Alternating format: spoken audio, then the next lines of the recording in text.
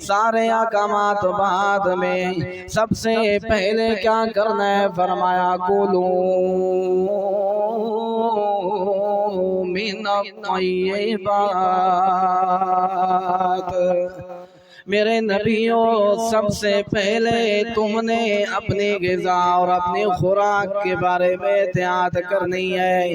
اپنے رزق کے بارے میں احتیاط کرنی ہے کہ تمہارے وجود کے اندر جانے والا ایک ایک لقمہ ہو بھی حلال کا اور آئے بھی حلال طریقے سے۔ طیب کہتے ہیں چیز بھی حلال ہو، حرام نہ ہو، اور لیا بھی اس کو حلال طریقے سے جائے، کسی کے اوپر ظلم و ستم کر کے نہ لیا جائے۔ اللہ نے اپنے سارے کے سارے پیغمبروں کو سب سے پہلا حکم یہ دیا ہے کہ کلو من الطیبات وعملوا صالحا۔ سب سے پہلے تم نے حلال کمانا ہے، حلال کھانا ہے، حلال طریقے سے کھانا ہے۔ وَعَمَلُوا صَالِحًا، حلال کھانے کے بعد پھر تم نے نیک اعمال کی طرف جانا ہے، پھر میری اتباع کی طرف جانا ہے، پھر میرے احکامات کی طرف جانا ہے، پھر دنیا والوں کو تم نے دین کی طرف ترغیب دینی ہے، دین کی تعلیم دینی ہے، تقریر و نصیحت کرنی ہے۔ لیکن پہلے اللہ نے حلال رزق کا حکم دیا، کمانے اور کھانے کا، کیونکہ اگر رزق حلال نہیں تو پھر اعمال صالحہ کی توفیق نہیں، رزق حلال نہیں تو اعمال صالحہ کے اندر رغبت نہیں، رزق حلال نہیں تو اعمال صالحہ قبول نہیں۔ اسی وجہ سے کئی لوگوں کو ہم دیکھتے ہیں کہ جب مال کے اندر ملوث ہوتے ہیں، دنیا کے کاروبار میں مصروف ہوتے ہیں، تو پھر نیک اعمال کی توفیق ان سے چھین لے جاتی ہے۔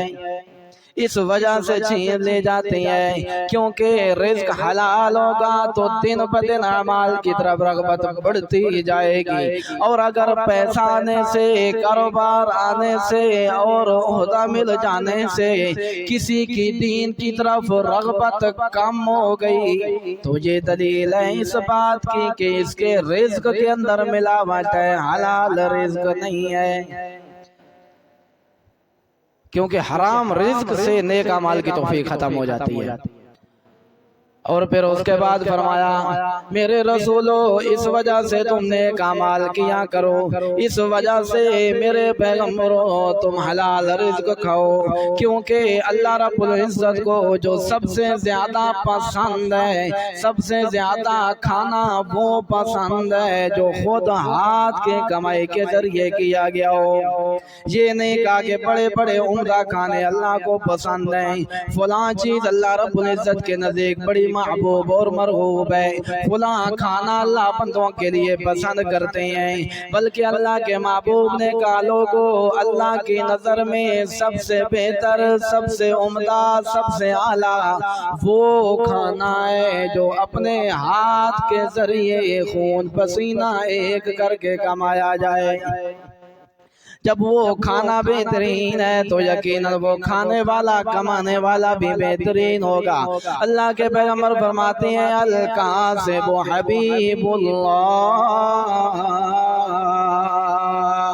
جس طرح مزدور آدمی خون پسینہ ایک کر کے کمانے والا آدمی، اپنی مشقت اٹھا کے کمانے والا آدمی، جس طرح اس کی روزی اللہ کو محبوب ہے، حبیب اللہ، اسی طرح خود کمانے والا مزدور آدمی بھی اللہ کو بڑا محبوب ہے۔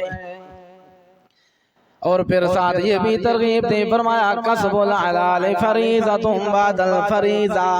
اے مزدور آدمی، اے کمزور آدمی، اے وہ آدمی جو سارا دن مشقت کرتا ہے، صبح سے لے کے شام تک مزدوری کرتا ہے، بچوں کا پیٹ پالنے کی کوشش کرتا ہے، یہ نہ سوچنا کہ میری یہ محنت صرف دنیا کے لیے ہے، یہ نہ سوچنا کہ میں جو محنت کر رہا ہوں صرف دنیا میں فائدہ ہے، اس کے اوپر مجھے ثواب نہیں ملتا، بلکہ فرمایا کسب الحلال فریضۃ بعد الفریضہ، جس طرح میں نے نماز کو عبادت بنایا، روزے کو عبادت بنایا، حج کو عبادت بنایا، اپنے سجدہ اپنے سامنے کرنے کو عبادت بنایا، اسی طرح ان عبادتوں کے بعد کسب الحلال، حلال کمانے کو بھی میں نے عبادت بنا دیا ہے۔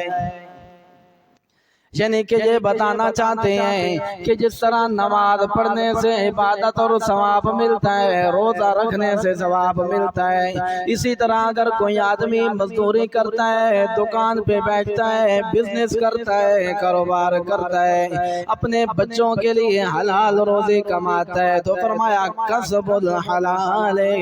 یہ بھی اللہ کی نظر میں فرشتوں کے ذریعے عبادت لکھا جا رہا ہے۔ حلال کمائی کو الہ العالمین نے بشرطے کے شرط یہ ہے کہ محمد مصطفیٰ صلی اللہ علیہ وسلم کے بتائے ہوئے طریقے کے مطابق، کیونکہ ہمارے لیے اسوہ حسنہ، ہمارے لیے نمونہ وہ محمد مصطفیٰ صلی اللہ علیہ وسلم کا طریقہ ہے۔ اگر کوئی دنیا کا کام بھی آپ کے طریقے کے مطابق کیا جائے تو عبادت بن جائے گا۔ بازار گیا، بازار جاتے ہوئے دعا پڑھی، عبادت بن گئی۔ گلی کے اندر گیا، سفر کیا، سنت کے مطابق سویا، سنت کے مطابق کھایا، سنت کے مطابق کاروبار کیا، سنت کے مطابق، تو یہ کاروبار کرنا، یہ چلنا، یہ پھرنا، یہ سونا، یہ کھانا، یہ عبادت بن جائے گا، اس کے اوپر بھی ثواب ملے گا۔